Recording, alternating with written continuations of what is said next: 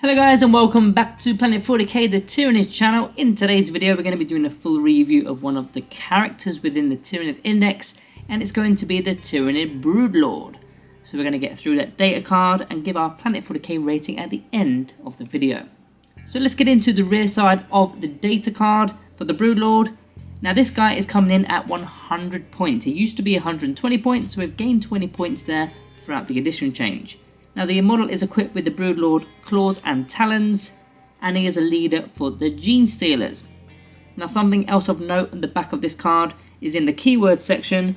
Yes, he is a psyker, but he does not have the synapse keyword, which is very important because of the main army rule for Tyranids being Battle Shock, which of course is the main ability for Tyranids, which is synapse. And if you're not within 6 inches of a synapse creature, you will be using standard Battle Shock test, whereas if you are within 6 inches of a synapse creature, you can use 3 dice instead of 2. So unfortunately he does not have that keyword. So let's flip this card over and we'll be checking out the statistics to begin. Movement of 8 inches, so fairly quick. Toughness is 5. It's a 4-up save. So those stats so far are as they were in 9th edition. Now the wounds is one of the stats, well the only stat in fact that changes. He used to have 7 wounds, he's now only got 6. Now I'm not too offended by that because of course he's got the leader ability, so he will be going with 10 Genestealers anyway, which is kind of making up for that. He's got a 7+ leadership and objective control is 1, and of course he's got that 4+ invulnerable save which he had in 9th edition anyway, so he still retains that. As for the weapons, the Broodlord claws and talons, which is the only weapon that he is equipped with. It's got the devastating wounds ability as well as twin linked. I'll talk about those in a moment. So it's only 5 attacks, he used to have 6, so he's lost an attack. Weapon skill 2+, yep, that's as it was. The strength has gone up, in fact, to strength 6, which is nice because it means toughness 5 models that are going to now get wounded on a 3+ rather than a 4+. Also toughness 3, you can wound on a 2+, but we're probably overkill at that point. We don't really need to target them. The AP though has gone down to AP 2, it was AP 3, but that's kind of standard now, and the damage is still 2. So in 9th edition, he used to have the ability with this weapon, which was you can reroll wound rolls, which effectively he still has because it's twin linked, and unmodified wound rolls of a 6 will increase the AP to a -5. So it used to be like Rending basically. Now instead we get devastating wounds, which is actually better because that bypasses the invuln save, it goes straight to mortal wounds, and it also could spill because if you're going up against 1 wound models and you're damaged 2 with devastating wounds, that's 2 mortal wounds on the unit. If they're 1 wound models, that will be 2 models gone because it does pass over. So that in effect is a bit of a buff, the way they've changed the keywords for this weapon. But yeah, the weapon itself, what should you be targeting with it? It's mainly elite infantry, toughness 3, toughness 4, no not toughness 3, toughness 4, toughness 5. They're the ones you're looking for because you're wounded on a 3+. Okay, the AP is 2, so you're probably putting them on a 5+, unless there's an invuln save or something, and damage 2. And damage 2 likely removes them, unless they've got 3 wounds apiece, maybe it's Terminators or something. They're probably not ideal. They're still going to get their 4+ invulnerable save. But I suppose when you've got a lot of attacks with a Genestealer unit, maybe you can get rid of some. So yeah, maybe that does work out, but 3 wound models, probably not the best for just the Broodlord. Now onto the ability side of the data card, we've got the leader ability, of course, for the Genestealers, and the Scout's 8 movement ability. So he used to have the infiltrate ability, which was Vanguard Predator. He could deploy, basically infiltrate. It's now been changed to Scout, so you can do an 8-inch pre-game movement, which is okay. It's not that bad. It's not quite infiltrate anymore, but Scout 8 is still decent, and the Genestealers also in fact have that. He's got the faction ability of Synapse, although he needs Synapse to have that, which he doesn't have in the keywords. As for his actual unique abilities, Vicious Insight made its appearance again, but it is now much improved. Previously, you selected a unit and unmodified wound rolls of a 6 would improve the AP by 1.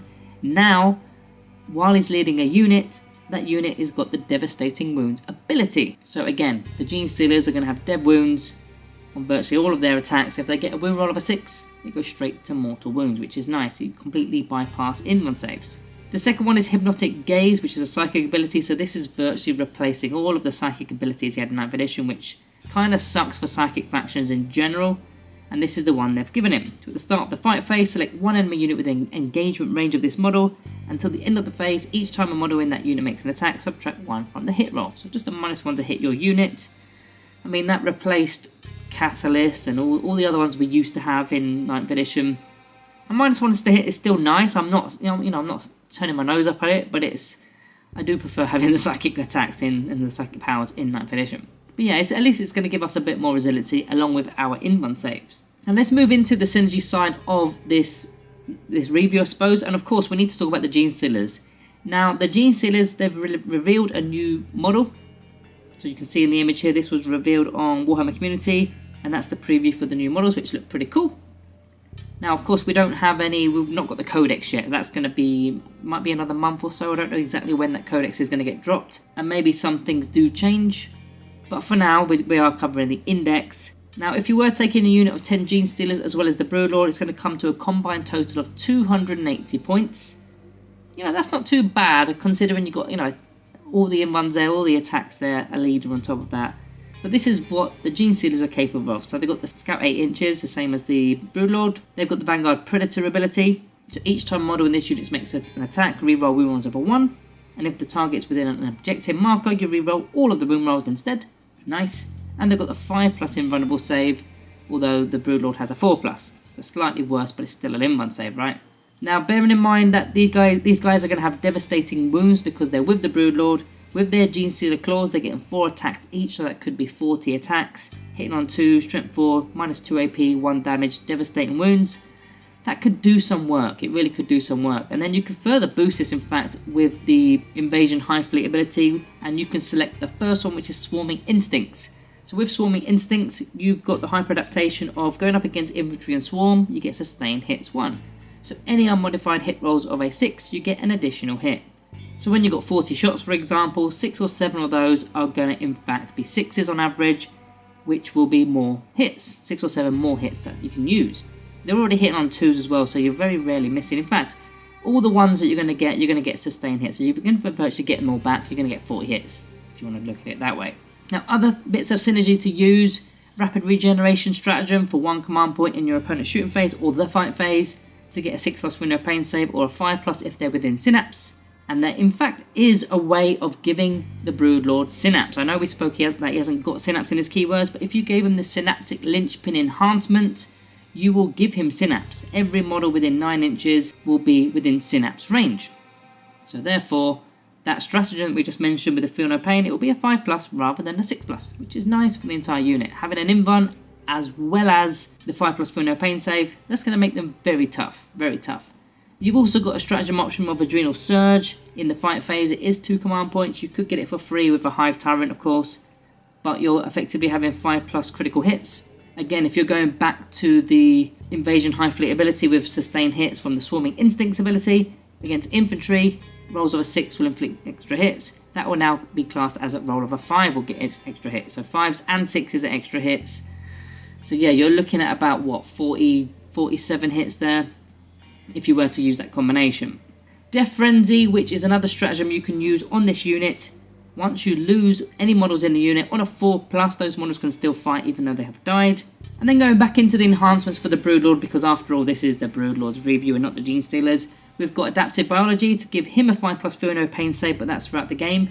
And in fact, if he's lost any wounds, it'll be a 4+. I mean, okay, he has only got 6 wounds, but as soon as you lose a wound, 4+ feel no pain, that's pretty good.